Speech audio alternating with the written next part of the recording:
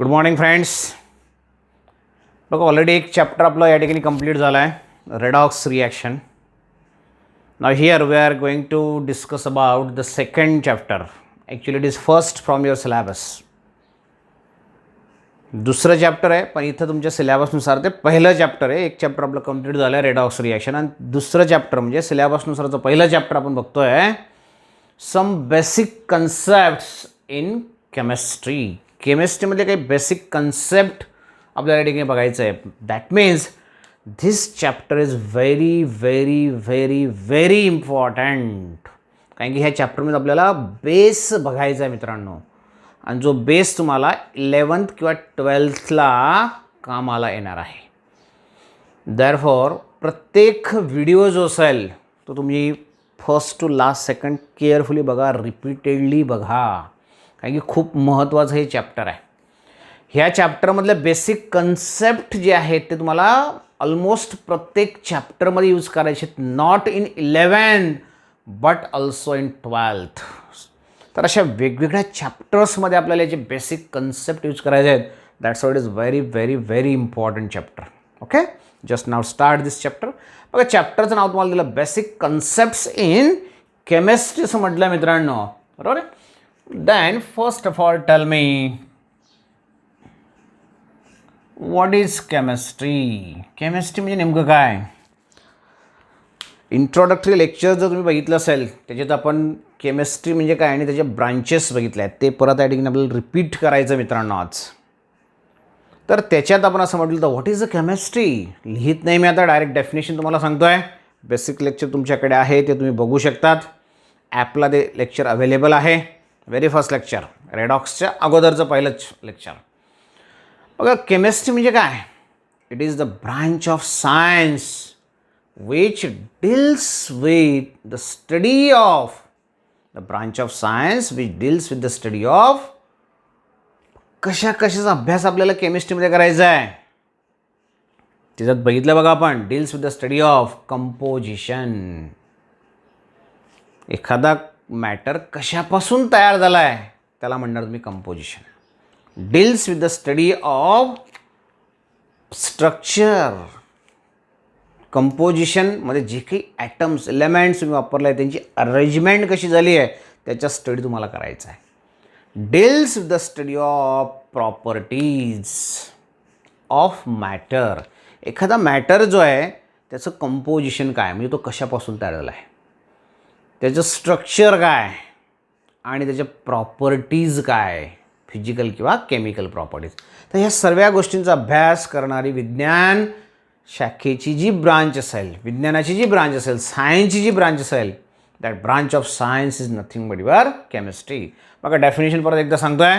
It is the branch of science which deals with the study of composition, structure and properties. या तीन महत्त्वाच्या गोष्टी आहेत. Composition, structure and properties of matter. मॅटरचं composition, मॅटरचं structure, मॅटरच्या प्रॉपर्टीज यांचा अभ्यास करणारी सायन्सची ब्रांच म्हणजेच तुमचं केमिस्ट्री आहे, बरोबर आहे. मग तुम्ही म्हणणार की केमिस्ट्री नेमकं आपल्याशी रिलेटेड आहे का. What is the scope of chemistry. असं काय आहे विशेष केमिस्ट्रीमध्ये की त्याचा स्टडी केलाच पाहिजे, बरोबर आहे. Not only the being the student of science but as a human being you have to study the chemistry. आपण सायन्सला आलो आहे, आपल्याला केमिस्ट्री सब्जेक्ट आहे म्हणून आपण स्टडी केलं पाहिजे असं नाही आहे मित्रांनो. तर ह्युमन बीइंग कुठलाही असू द्या त्याला केमिस्ट्री स्टडी केलं पाहिजे. त्याचं कारण काय आहे. कारण की जर तुम्ही केमिस्ट्रीचा विचार केला तर chemistry is a science of all science. सर्व सायन्सचा बाप म्हणजे केमिस्ट्री आहे. सकाळी उठल्यापासून तर झोपेपर्यंत आपण केमिस्ट्री आहे. The air that we breathe. श्वास घेतात का, घेऊन बघा किंवा स्टॉप करून बघा 5 मिनटं, काय होईल तुम्हाला समजेल व्हॉट इज केमिस्ट्री. त्याच्यात पण केमिस्ट्री आहे. जे एअर तुम्ही ऑक्सिजन इनहाल करतात तो केमिकल कंपाऊंड आहे. इलेमेंट ऑक्सिजन बघितलं तुम्ही पिरियॉडिक टेबलमध्ये. ऑक्सिजन घेतल्यानंतर काय होतं हे तुम्हाला माहिती आहे. CO2 कसा बाहेर पडतो हे तुम्हाला माहिती आहे. हे 7वी 8वीमध्ये तुम्ही शिकलेले आहेत. Similarly the food that we eat, that is nothing but your chemistry. Carbohydrates, proteins, fats आपल्यासाठी आवश्यक आहे. Proteins are the building blocks of our body, that are very essential. That is the chemistry. Similarly, the fluid that we drink, like as water, that is the chemistry. म्हणजे असं कुठलं aspect आहे तुमच्या लाईफमधलं ज्याच्याशी केमिस्ट्रीचा काही संबंध नाही आहे?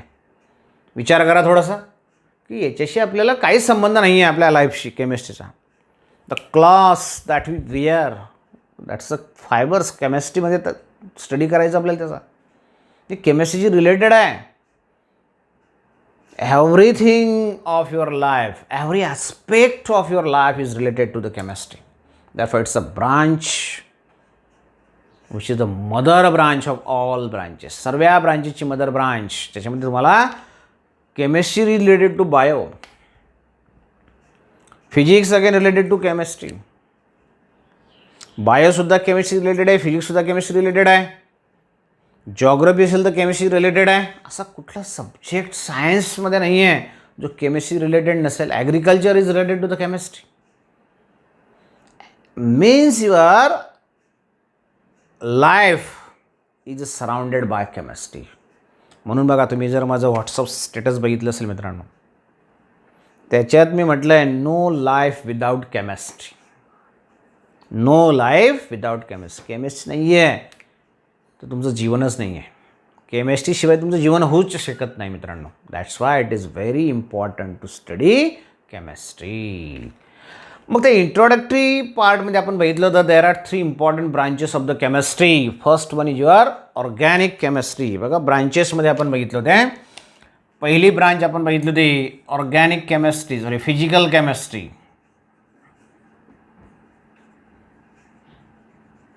आठवतंय? तो व्हिडिओ बघा, तुम्हाला लक्षात येईल. Then second one is inorganic chemistry.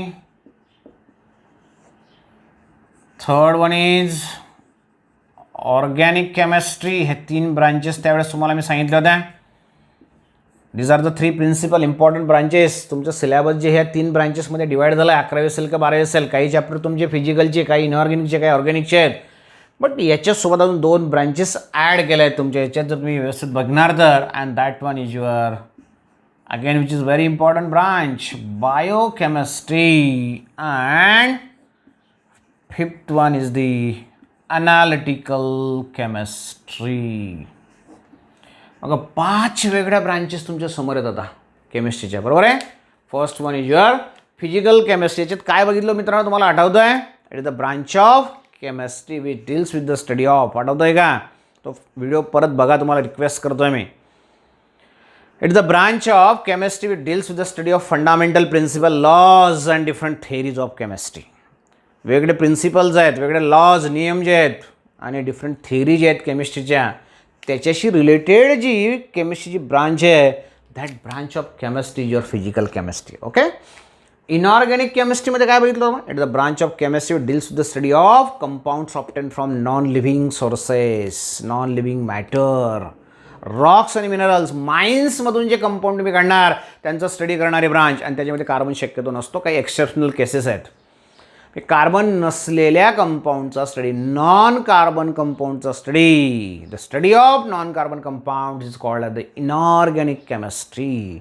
आणि organic which is very important branch, it the study of carbon compounds. Carbon कंपाऊंडचा स्टडी करणारी ब्रांच म्हणजे that one is organic chemistry. It is the branch which deals with the study of compounds obtain from living sources, that is plants and animal. Plants ॲनिमलपासून जे compounds तुम्ही तयार करणार त्यांचा study तुम्हाला ऑर्गॅनिकमध्ये करायचा आहे. आणि काय, प्लांट्स ॲनिमल्सपासून जे कंपाऊंड तयार केले जातात त्यांच्या सर्वात महत्त्वाचा घटक असतो मित्रांनो कार्बन. म्हणून कार्बन कंपाऊंडचा स्टडी 10वीला पण गेलं तुम्हाला.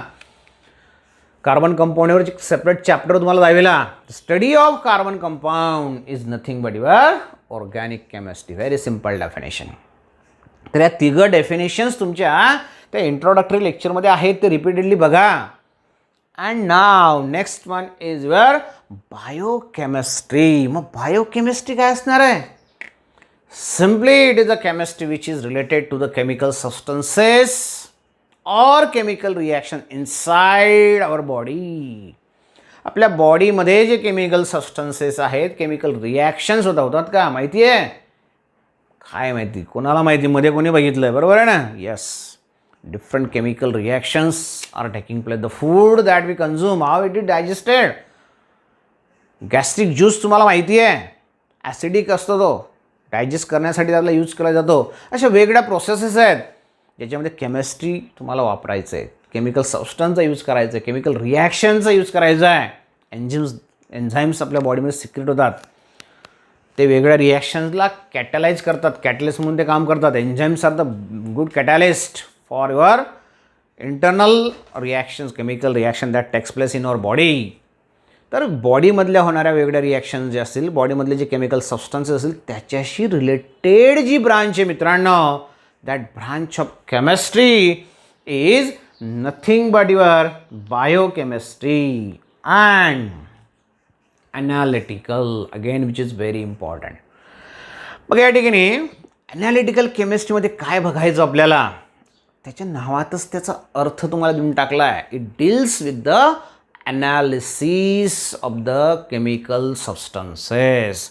तर केमिकल सबस्टन्सेस जे आहेत त्यांचं ॲनालिसिस ज्या ब्रांचमध्ये होणार, ॲनालिसिसचा स्टडी ज्या ब्रांचमध्ये केला जाईल, that branch of chemistry is nothing but your analytical chemistry. एखाद्या कंपाऊंडमधून एखादा रॅडिकल तुम्हाला बाहेर काढायचं आहे, एक्स्ट्रॅक्शन ज्याला म्हणतो आपण, त्याचा स्टडी आपण ॲनालिसिसमध्ये ॲनालिटिकल केमिस्ट्रीमध्ये करणार. सेपरेट त्याला करणार, याच्यातून सेपरेट करणं, पूर्ण याच्यातून सेपरेट करणं, आयसोलेट करणं, प्युरिफिकेशन करणं, आयडेंटिफिकेशन करणं, separation, isolation, purification, identification, SIPI. हे सर्व प्रोसेस ज्या ब्रांचमध्ये होतात केमिस्ट्रीच्या, पुढे आपल्याला डिटेल बघायचं आहे, क्रोमॅटोग्राफी वगैरे हे सर्व ॲनालिटिकल केमिस्ट्रीशी रिलेटेड आहे. तर सिम्पली ॲनालिसिस ज्या ठिकाणी तुम्ही करणार, एखाद्या कंपाऊंडचं ॲनालिसिस तुम्हाला करायचं आहे की किती प्रमाणात त्याच्यामध्ये कार्बन प्रेझेंट आहे, किती ऑक्सिजन प्रेझेंट आहे, किती हायड्रोजन प्रेझेंट आहे, हे जो ॲनालिसिस. बरोबर आहे. तर ॲनालिसिस करणारी जी ब्रांच आहे केमिस्ट्रीची, that branch of chemistry is nothing but your analytical chemistry. Very simple. तर ह्या 5 वेगळ्या ब्रांचेस तुम्हाला केमिस्ट्रीच्या दिलेल्या आहेत मित्रांनो. लक्षात आलं? व्यवस्थित सर्वांचे डेफिनेशन्स लिहा, व्यवस्थित सर्वांचे डेफिनेशन लिसन करा, लेक्चरमध्ये परत परत ऐका आणि ते लिहून काढा व्यवस्थित. कारण की याच्यावर 100% तुम्हाला युनिट टेस्ट जी तुमच्या कॉलेजला होईल, जेव्हा केव्हा कॉलेज सुरू होईल त्यावेळेस तुम्हाला याच्यावर डेफिनेशन विचारली जाईल. तर for these are very important as far as your examination is concern. Unit test असेल किंवा वॉर्डर मी कुठली तरी एक्झाम असेल, फार महत्त्वाच्या ह्या डेफिनेशन्स आहेत. ओके. बघा, ब्रांचेस ऑफ केमिस्ट्री आपण बघितलं मित्रांनो. त्याच्यानंतर बघायचं आपल्याला व्हॉट इज द मॅटर. कारण की केमिस्ट्रीच्या डेफिनेशनमध्ये तुम्ही बघितलं असेल, केमिस्ट्रीचे डेफिनेशन परत एकदा सांगतो मला. It is the branch of science which deals the study of composition, structure and properties. कोणाच्या? मॅटरच्या. तर मग मॅटर काय असतं रे मित्रांनो? 7वी 8वीला तुम्ही शिकले मॅटर, पदार्थ म्हणजे काय, मॅटरला कसं डिफाईन करणार, कसं डिफाईन करणार सांगतील कोणाला? सिम्पली एनिथिंग, काही पण असू द्या, anything that occupies space and having mass. जो स्पेस ऑक्युपाय करतो म्हणजेच त्याला काहीतरी व्हॉल्यूम आहे, अँड हॅविंग मास, ज्याला काहीतरी मास आहे, ज्याला मास आहे, जो स्पेस ऑक्युपाय करतो म्हणजे व्हॉल्यूम आहे. ह्या 2 प्रॉपर्टी दाखवणाऱ्या युनिवर्समधलं काहीही असू द्या ते म्हणजे तुमचं matter. This is the matter. Blackboard, white जो असेल तो मॅटर. साधं आपण रफ करण्यासाठी हे जे यूज करणार आहे, again it is a matter. काही ज्याला व्हॉल्यूम आहे म्हणजे जो स्पेस घेतो आणि ज्याला मास आहे त्याला म्हणणार तुम्ही मॅटर. तर मित्रांनो, हे जे मॅटर आहे, पदार्थ आहे, इट इज ऑफ 2 टाईप. ह्या मॅटरचे आपण 2 टाईप्स करत असतो. त्यातला पहिला टाईप आहे प्युअर सबस्टन्सेस. 2 प्रकारे त्याला आपण डिवाइड करणार. First one is your pure substances and second one is your mixture. मग दोघांमध्ये नेमकं काय फरक असणार आहे? Matter is of two types. One of them is your pure substance and the second one is your mixture. Mixture हा शब्द भरपूरदा तुम्ही ऐकलाय मित्रांनो, बरोबर आहे. मग प्युअर सबस्टन्स आणि मिक्सचरमध्ये डिफरन्स काय असणार आहे? प्युअर सबस्टन्स आणि मिक्सचरमधला सर्वात महत्त्वाचा डिफरन्स काय? Pure substance there is a definite composition. Pure substance जो असेल त्याच्यामध्ये डेफिनाइट कंपोजिशन असेल आणि मिक्सचर जो असेल मित्रांनो त्याच्यामध्ये डेफिनाइट कंपोजिशन नसेल. समजा तुम्ही शुगर आणि साल्ट एकत्र करून दिलं, that one is a mixture. Definite composition काहीच नाही आहे. 10 ग्रॅम शुगर 20 ग्रॅम साल्ट त्याला मिक्सचर म्हणणार. 5 ग्रॅम शुगर 100 ग्रॅम साल्ट त्याला पण मिक्सचरच म्हणणार तुम्ही. मग दोघांचं प्रमाण सारखं घेतो का आपण नेहमी? नाही, काहीही घेऊ शकता तुम्ही मिक्सचरमध्ये which do not have the definite composition. आणि त्या मिक्सचरमधले जे कंपोनंट असतात, जसं तुम्हाला सांगितलं मी की साल्ट आणि शुगर तुम्ही मिक्स केले तर त्यांच्या मिक्स केल्यानंतर प्रॉपर्टीज बदलत नाही. त्यातून जर तुम्ही नंतर शुगर बाहेर काढली ती गोडच लागणार, साल्ट पार्टिकल बाहेर काढले ते खारटच लागतील, बरोबर आहे. म्हणजे त्यांच्या प्रॉपर्टीज ते जसेचे तसे ठेवतात, रिटेन करतात, बदलत नाही. कुठल्याही प्रकारची केमिकल रिॲक्शन त्या ठिकाणी होत नाही. डेफिनाइट कंपोजिशन नाही म्हणून दे रिटेन देअर प्रॉपर्टीज, बरोबर आहे. प्रपोर्शन कमी जास्त होऊ शकतं ते आपल्यावर आहे. पण जर तुम्ही प्युअर सबस्टन्समध्ये they having the definite composition, pure सबस्टन्सचं कंपोजिशन हे डेफिनाइट असतं. मग आता बघा प्युअर सबस्टन्स आणि मिक्सचर ह्या दोघांमधला डिफरन्स तुम्हाला समजला. मिक्सचर हे जे आहे हे again it is of two types. मिक्सचरचे परत आपण दोन वेगळे टाइप्स करतो. मग या मिक्सचरमध्ये दोन टाइप्स कुठले कुठले असणार आहेत? त्यातला पहिला टाइप आहे मित्रांनो homogeneous mixture and second one is your heterogeneous mixture. 10वी 9वीला तुम्हाला गेलाय होमोजिनियस एकजिन्सी, बरोबर आहे, किंवा हेट्रोजिनियस. जसं तुम्हाला सांगितलं मी सँड पार्टिकल आहेत किंवा शुगरचं एक्झाम्पल तुम्हाला दिलं मी. शुगर पार्टिकल आणि साल्ट पार्टिकल, शुगर पार्टिकल आणि सँड पार्टिकल एकत्र केले आपण काय होईल? एकत्र केल्यानंतर ते एक जिन्सी तयार होईल का? नाही, मिक्सचर तयार होईल. दोघं तुम्हाला नेकेड आईने तुम्ही बघू शकता. साल्ट वेगळे आहे, शुगर वेगळी आहे, सँड पार्टिकल वेगळे, शुगर पार्टिकल्स वेगळे आहेत. असं जे मिक्सचर आहे that one is your homogeneous mixture. कॉन्क्रीटचं मिक्सचर जे आहे ते पण one of the best example of mixture. Oil paints it is example of your mixture. तर ते दोन प्रकारे असू शकतं. एकत्र सर्व असेल, नेकेड आईने तुम्ही बघू शकणार नाही. मिक्सचर आहे पण कोणता पार्ट सेपरेट असं बघता येणार नाही, ते होमोजिनियस. समजा तुम्ही वॉटर ॲड केलं अल्कोहोलमध्ये, मिक्सचर तयार होईल कारण की दोघं एकत्र येऊन कंपाऊंड तयार करत नाही, तर ते होमोजिनियस झालं. पण साल्ट आणि शुगर एकत्र केलं तर हेट्रोजिनियस होईल मित्रांनो. तर ह्या पद्धतीने mixture this of two types, homogeneous and heterogeneous mixture. Now consider the pure substance. मग हा जो प्युअर सबस्टन्स आहे it is of two types. याचे परत दोन वेगळे टाइप्स आपण करत असतो. मग इथले दोन टाइप्स कुठले आहेत? त्यातला पहिला टाइप आहे तुमचा it is in the form of elements and it is in the form of compounds. Elements and compounds. आता दोघांमधला डिफरन्स काय आला बघा परत. इथं म्हटलं आपण डेफिनाइट कंपोजिशन असणारे substances pure, only one kind of matter असणारे सबस्टन्सेस प्युअर. एकच प्रकारचा पदार्थ त्या ठिकाणी, दुसरं काहीच नाही आहे, that one is your pure, बरोबर आहे. मग आता बघा हे याच्यातले दोन प्रकार तुम्हाला दिलेत. एक इलेमेंट म्हटलं आहे, दुसरा कंपाऊंड म्हटलं आहे मित्रांनो, बरोबर आहे. मग इलेमेंट आणि कंपाऊंडमध्ये नेमकं डिफरन्स काय? दोघंही काय आहेत? सबस्टन्स आहे. समजा मी हायड्रोजन गॅस घेतला, एक सिलेंडर घेतलं मी आणि त्या सिलेंडरमध्ये मी हायड्रोजन गॅस भरला, बरोबर आहे, फक्त हायड्रोजनच, फक्त, कारण की आपल्याला काय घ्यायचं आहे, प्युअर, फक्त हायड्रोजन, त्याच्यात दुसरं काहीच नाही मिक्स केलं मी. तर तिथला जो सबस्टन्स आहे, हायड्रोजन हा सबस्टन्स आहे, पण तो इलेमेंट आहे, त्याच्यात दुसरा कुठलाच अजून इलेमेंट मिक्स झालेला नाही, रिॲक्ट झाला नाही आहे, मिक्सचा प्रश्न नाही आहे, रिॲक्ट झालेला नाही, फक्त हायड्रोजन. किंवा मी ऑक्सिजनचं सिलेंडर, व्हेंटिलेटर तुम्हाला माहिती आहे, पेशंटला व्हेंटिलेटर लावलं जातं, प्युअर ऑक्सिजन दिला जातो, त्याच्यात दुसरं काहीच मिक्स नसतं. तर तो प्युअर सबस्टन्स जो आहे तो इलेमेंटच्या फॉर्ममध्ये, फक्त ऑक्सिजन, फक्त हायड्रोजन.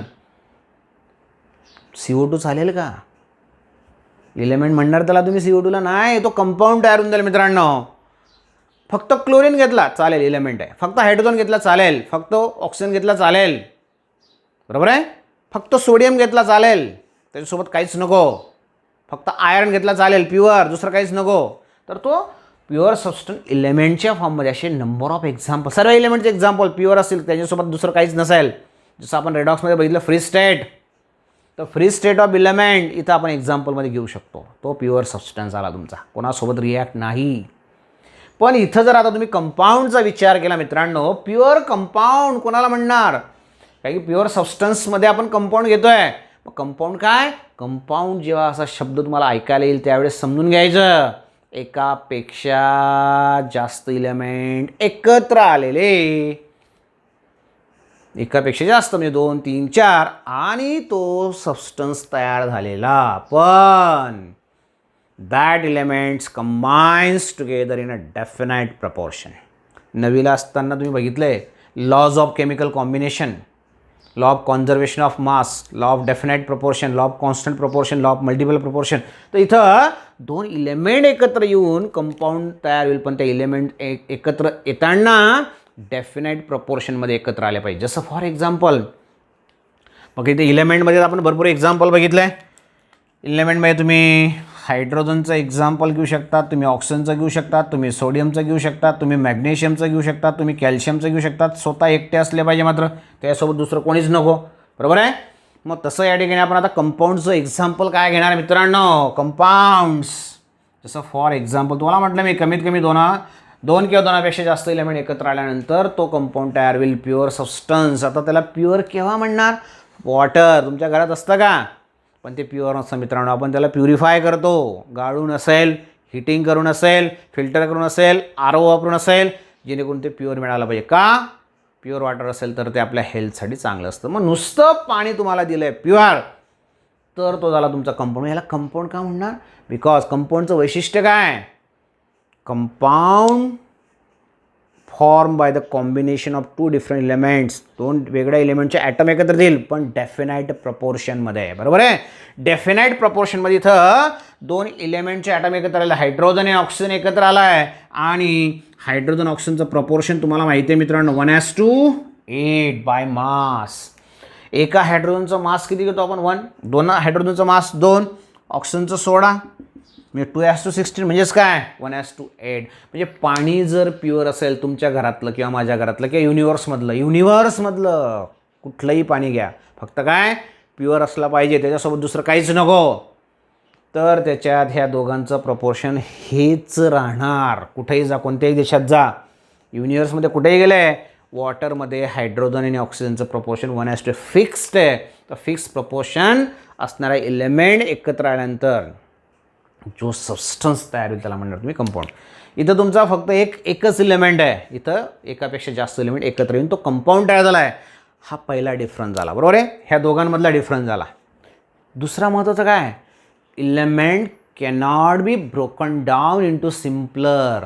हायड्रोजन सिलेंडरमध्ये तुम्ही ब्रेक केलं, हायड्रोजनच तयार होईल, परत 2 पार्ट करू शकता तुम्ही, पण तो हायड्रोजनच राहील, चेंज होणार नाही. ओके, सोडियम आहे, एवढा मोठा तुम्हाला सोडियम दिलेला आहे, त्याच्यातलं पार्ट करत गेले तुम्ही, अगदी निग्लिजिबल मायनॉट फ्रॅक्शन शिल्लक राहील, डोळ्यांना दिसणार नाही असा सोडियम शिल्लक राहील, पण तो सोडियमच राहील. तो असा 2 भागात ब्रेक होत नाही. It cannot be broken down. This is a very important property of the element cannot be broken down. पण कंपाऊंड जर बघितला, आता तुम्हाला बघा वॉटर मॉलिक्यूल दिले, असे भरपूर एक्झाम्पल देऊ शकतो, H2SO4, CO2, number of examples आहेत. इथं CO2 तुम्ही एक्झाम्पल देऊ शकता, तुम्ही H2SO4 तुम्ही एक्झाम्पल देऊ शकता, तुम्ही मॅग्नेशियम सल्फेट तुम्ही एक्झाम्पल देऊ शकता, मॅग्नेशियम ऑक्साईडचं एक्झाम्पल तुम्ही देऊ शकतात, कॅल्शियम कार्बोनेटचं एक्झाम्पल, CaCO3 एक्झाम्पल तुम्ही, असे थाउजंड्स ऑफ एक्झाम्पल आपण देऊ शकतो मित्रांनो. All these are compounds, fix प्रपोर्शनमध्ये इलेमेंट एकत्र आलेले आहेत. इथं ह्या इलेमेंटला तुम्ही ब्रेक करू शकत नाही, पण कंपाऊंडचं वैशिष्ट्य आहे, खूप महत्त्वाची प्रॉपर्टी लक्षात ठेवा, compound can be broken down. समजा मला वॉटरला ब्रेक करायचं, वॉटरचं जर मी इलेक्ट्रॉलिसिस केलं, 10वीला गेलं बघा मित्रांनो, तुम्हाला वॉटरचं इलेक्ट्रोलिसिस केलं तर हायड्रोजन ऑक्सिजन आपण सेपरेट करू शकतो. Water can be broken down. जसं आता कॅल्शियम कार्बोनेट CaCO3 याच्यातलं कॅल्शियम ऑक्सिजन आणि कार्बनचं प्रपोर्शन फिक्स ठरलं आहे मित्रांनो, पण याला जर मी डिकम्पोज केलं, याला जर ब्रेक केलं तर ते सेपरेट आपल्याला करता येऊ शकतं. बरोबर आहे. म्हणजे compound can be broken down. पण तुमच्या पुस्तकात थोडंसं चुकीची माहिती दिलेली आहे, म्हणजे प्रिंट मिस्टेक असं समजू आपण त्याला. कंपाऊंडला ब्रेक करू शकत नाही सिम्पलर पार्टमध्ये, असं त्याचं म्हणणं आहे पुस्तकानुसार, पण ॲक्च्युली तसं नाही आहे मित्रांनो. कंपाऊंडला तुम्ही ब्रेक करू शकतात. भरपूर तुम्ही 10वीला रिॲक्शन बघितलं आहे, याचं डिकम्पोजिशन तुम्ही बघितलं आहे, याचं इलेक्ट्रोलिसिस तुम्ही बघितलं आहे, ॲल्युमिनापासून ॲल्युमिनियम सेपरेट कसा करतात ते आपण बघितलं आहे. मग कंपाऊंडला जर ब्रेक करता आलं नसतं तर मग ॲल्युमिनियम कसा मिळाला असतं तुम्हाला. बरोबर आहे. एक्स्ट्रॅक्शन ऑफ मेटल आपण बघतो आहे, मेटलर्जी तुम्हाला माहिती आहे, तर तेवढं करेक्शन पुस्तकात करा फक्त. तर कंपाऊंडला आपण ब्रेक करू शकतो त्याच्या सिम्पलर एलिमेंट्समध्ये, इलेमेंटला मात्र ब्रेक करता येत नाही. तर झालं pure substance, it is divided into 2 parts. आता इलेमेंट्सच्या बाबतीत तर तुम्हाला माहिती आहे मित्रांनो, सुरुवातीलाच आपण शिकलो आहेत किंवा 10वीला असताना तुम्ही इलेमेंट्सवर सेपरेट चॅप्टर शिकले, periodic classification of the elements. तर पिरियॉडिक क्लासिफिकेशन इलेमेंट्समध्ये तुम्ही असं शिकले आहेत की elements are of 3 different types. हे जे इलेमेंट्स आहेत, या इलेमेंटचे 3 वेगवेगळे टाईप्स आहेत. कुठले कुठले सांगता येतील का? त्यातला पहिला टाईप आहे तुमचा मेटल्स. आठवत आहे? लक्षात आहे? मेटल्स. Then non metals. आणि तिसरा टाईप आहे तुमचा metalloids. Metals, non metals and metalloids. गेलं तुम्हाला 10वीला असताना गेलं आहे बघा. 4 वेगवेगळे ब्लॉक्स आहेत पिरियॉडिक टेबलमध्ये. आठवत असेल तुम्हाला, थोडक्यात सांगतो मी. S ब्लॉक, P ब्लॉक, नंतर लिहू आपण त्याला D ब्लॉक, F ब्लॉक आणि P ब्लॉक. आठवतं हे 4 ब्लॉक? तर त्याच्यातले 3 ब्लॉक जे आहेत S, P आणि D. S block, S, D आणि F ब्लॉक. हे तिघं जे ब्लॉक आहेत S, D and F, all these blocks contains metals. या तिघं ब्लॉक्समध्ये मेटल्स आहेत. P ब्लॉक जो आहे ह्याच्यामध्ये तिघं प्रकारची इलेमेंट आहेत. कुठले कुठले? ते content metals, non metals and metalloids. Versatile block आहे. झिगझॅग लाईन तुम्हाला P ब्लॉकमध्ये दिसेल बघा अशी. ते झिगझॅग लाईनला सर्व मेटॅलॉइड आहेत, त्याच्या खाली इकडे मेटल, इकडे नॉन मेटल आणि इथं सर्व मेटॅलॉइड. आठवतं आहे तुम्हाला ते चॅप्टर? 10वीचं पुस्तक असेल तर बघा, तुम्हाला समजेल बरोबर. तर ह्या पद्धतीने elements are of 3 types, metals, non metals and metalloids. आणि यांच्या प्रॉपर्टीज पण आपण 10वीला असताना बघितलं आहे. माहिती आहे तुम्हाला मेटल्स? मेटल तुम्हाला डक्टिलिटी दाखवतात. बरोबर आहे. You can drawn that metal into thin wire. When that metal is hammered then it is converted into thin sheet. बरोबर आहे. अशी पण प्रॉपर्टी आपल्याला मेटल दाखवतो. त्याच्यानंतर metals are good conductor of heat and electricity. आठवतं आहे का? Similarly metals are sonorous in nature. त्याच्या अगेन्स्ट किंवा ह्या प्रॉपर्टी तुम्हाला नॉन मेटल दाखवत नाहीत. तर ह्या सिम्पल प्रॉपर्टीज मेटलच्या किंवा नॉन मेटलच्या आपण 10वीला असताना बघितलं. Metals forms the ionic compound. जे तुम्ही साल्ट्स बघतात, आयनिक कंपाऊंड बघतात, NaCl, MgCl2, KCl, LiCl, CaCl2, हे सर्व आयोनिक कंपाऊंड आहेत. या प्रत्येक आयोनिक कंपाऊंडमध्ये एक तरी मेटल असतो. मेटल जे आहेत ते नेहमी आयोनिक कंपाऊंड तयार करतात. नॉन मेटल जे असतात ते कोव्हॅलंट कंपाऊंड तयार करतात. म्हणजे कोव्हॅलंट कंपाऊंडमध्ये दोघं नॉन मेटल एकत्र येऊ शकतात. पण मेटल जर असेल तर तो नेहमी ionic compound, ionic bond, covalent bond तुम्ही शिकलेत बघा मित्रांनो. तर त्या पद्धतीचे बॉन्ड्स मेटल्स तयार करू शकतात. तर हे वेगळ्या प्रॉपर्टीज आहेत तुमच्या मेटल्स नॉन मेटलच्या. मेटलाइड्स कोणाला म्हणतो आपण, which having the properties of metals, shows the properties of metals as well as non metal. जसं तुमचं सिलिकॉन आहे, सिलिकॉन इज अ मेटॅलॉइड. सिलिकॉन ज्याचा ॲटॉमिक नंबर आहे 14 गेला आहे तुम्हाला 10वीला असताना, तर तो मेटॅलॉइड आहे. काही तो मेटलच्या प्रॉपर्टी पण दाखवतो, नॉन मेटलच्या प्रॉपर्टी पण दाखवतो. That's what is your metalloid. ते जनरल प्रॉपर्टीज झाल्या मेटलच्या, नॉन मेटलच्या किंवा मेटॅलॉइडच्या.